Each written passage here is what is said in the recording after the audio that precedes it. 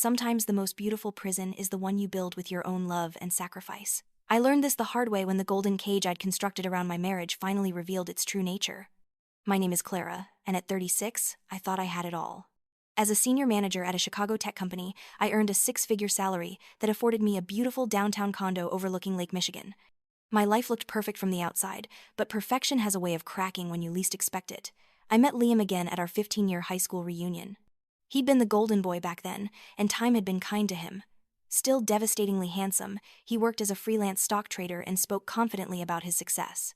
When he asked me to dinner, I felt like that shy girl in high school who'd finally caught the quarterback's attention. 6 months of whirlwind romance led to a proposal at Alinea, one of Chicago's most exclusive restaurants. The ring was gorgeous, his words about destiny and soulmates were perfect, but something nagged at me. He presented his vision of our future as inevitable, never asking what I wanted. The engagement party at his mother Eleanor's Lincoln Park mansion was my first real glimpse into the family dynamics. Eleanor commanded the room effortlessly while barely acknowledging my presence. When she finally spoke to me, her smile didn't reach her eyes. "My son certainly has expensive taste," she said, looking me up and down. "I do hope you understand what a precious gift you're receiving. Liam has always been very particular about the women in his life." After our wedding, Liam announced that Eleanor had purchased a condo for us as a wedding gift. It was beautiful but located just 3 blocks from her house. When I suggested we might choose our own place, his face darkened. "She's being incredibly generous, Clara. I thought you'd be grateful, not critical." What I hadn't anticipated was that Eleanor would keep a key. The first unannounced visit came while I was working from home in pajamas, papers spread across the dining table. She let herself in and immediately began criticizing my organization. "What a mess," she said, rearranging items in our refrigerator. "No wonder the poor boy looks tired lately. How did you expect to feed a man with these sad containers of takeout?" These visits became routine. Eleanor would arrive at all hours, rearrange our furniture, critique my housekeeping, and even go through our mail. When I tried to discuss boundaries with Liam, he dismissed my concerns. "Mom just wants to help. You're being too sensitive about boundaries. We're family now." The situation escalated when I received a major promotion at work. Eleanor's interference increased dramatically. She'd call during meetings with emergencies that were minor inconveniences, or show up at the condo in tears needing to see Liam immediately. The breaking point came during my presentation to our biggest client. My assistant interrupted to tell me Eleanor was in the lobby, causing a scene and demanding to speak with me immediately. I found her telling anyone who'd listen that I was neglecting family responsibilities and exploiting her poor son. My boss approached with barely concealed irritation. "Mrs. Hayes, perhaps you could handle personal matters outside office hours?" The humiliation was complete. That night, I begged Liam to set boundaries with his mother, explaining how her behavior was destroying my career and our marriage. "You're overreacting," he said. "Maybe she has a point about balance. You've been pretty absent lately, and I do feel neglected." 6 months later, Liam's father, Richard, died suddenly. Richard had been the one person who occasionally took my side. His death left Eleanor more dependent on Liam than ever. "I'm all she has now," Liam told me. "I have to be there for her." Then came the announcement that changed everything. "I'm quitting my job," Liam declared one evening. "I want to become a YouTuber. I'm tired of meaningless pursuits. Life's too short." I stared at him in shock. "What about our financial commitments? We've never discussed this." "You're doing so well at work, we can afford for me to pursue my passion. Think of it as an investment in our future." Liam spent our savings on professional equipment, transforming our spare bedroom into a studio. Our electricity bill tripled. His channel, The Modern Husband, positioned him as a relationship expert, often featuring Eleanor as the wise mother figure. "A successful man needs a partner who understands that supporting your dreams is the highest form of love," he'd say, while Eleanor nodded approvingly. I found myself working longer hours to cover all expenses, while Liam's channel struggled with only a few hundred subscribers. When I suggested he keep his day job until gaining traction, he accused me of jealousy. "You can't stand that I'm finally getting recognition instead of you," he snapped. Around this time, Liam became secretive about his phone, taking calls privately and closing browser windows when I appeared. The truth revealed itself when I saw a notification from Instagram while his laptop was open. Months of flirtatious messages with Brooke Martinez, a lifestyle influencer, filled the screen. Their relationship had clearly moved beyond online flirtation. "Can't wait to finally meet in person tomorrow," her latest message read. "You deserve so much better than what you have at home." His response made my blood run cold. "Clara just doesn't understand me the way you do. She's killing my spirit." But soon, things are going to change. When I confronted him, Liam didn't even try to deny it.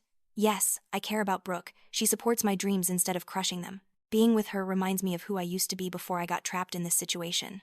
"Situation?" I repeated. "Our marriage is a situation?" This corporate, uptight existence is suffocating me. I need someone who understands creativity and passion, someone who builds me up instead of tearing me down. 3 days later, the ultimate betrayal arrived via YouTube. Liam and Brooke posted a video titled, "Breaking Free from Toxic Relationships, Our Truth." I discovered it when my friend Sarah called, her voice shaking with rage. There they were, sitting on Eleanor's couch, sharing their journey with practiced sincerity. For 23 minutes, they painted me as a controlling, materialistic wife who had exploited Liam's good nature and manipulated him into abandoning his dreams. "My marriage became a prison," Liam said. "Clara prioritized money over love, status over authenticity. I lost myself trying to be the man she wanted." The video gained over 100,000 views within days.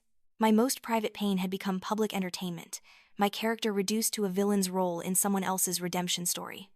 I came home that Friday to find Liam packing, while Brooke sat on our couch and Eleanor supervised with obvious satisfaction.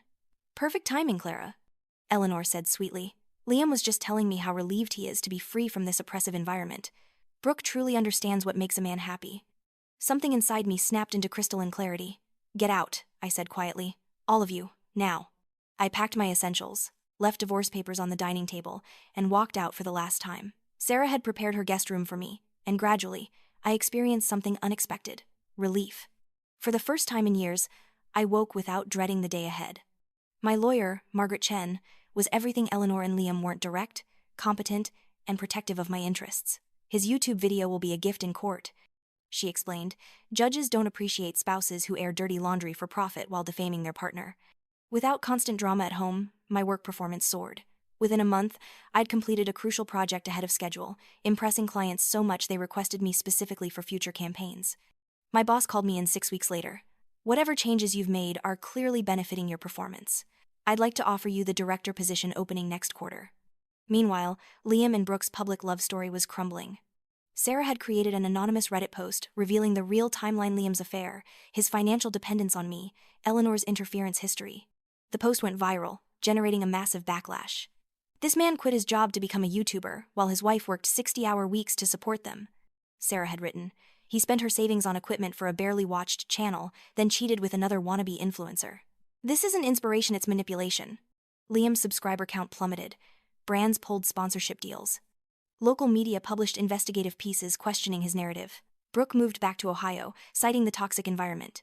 Eleanor distanced herself as her own social standing suffered. 8 months later, Eleanor called me, her voice smaller than I'd ever heard it. "Clara, please don't hang up. Liam's not doing well. The girl left him. He's behind on rent. He needs help."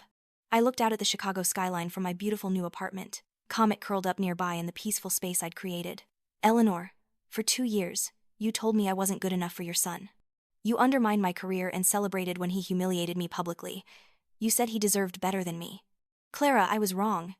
"No, you were absolutely right.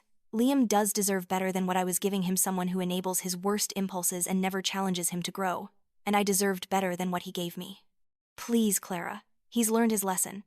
"Eleanor, your son destroyed my reputation for YouTube views. He's 37 with every advantage imaginable. If he's struggling, it's because of choices he made. I've built a beautiful life without him. I'm not going backward to rescue someone who never appreciated what he had." I hung up and blocked both their numbers. Some chapters deserved to be closed completely. A year later, I was promoted to vice president.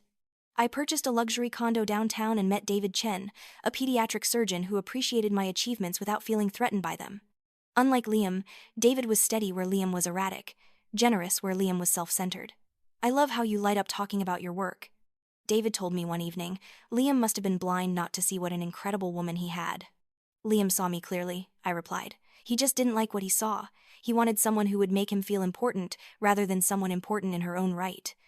2 years after my divorce, I ran into one of Liam's high school friends who told me Liam was struggling living in a studio apartment, working temp jobs, burning bridges. Even Eleanor rarely spoke to him. "You look really happy," Mark said. "I'm glad you landed on your feet." That evening, David and I stood on the balcony of our new townhouse, watching the city lights twinkle below. Comet played at our feet while we planned our weekend. "Do you ever regret leaving?" David asked. I considered the question seriously. "I regret not seeing the red flags earlier.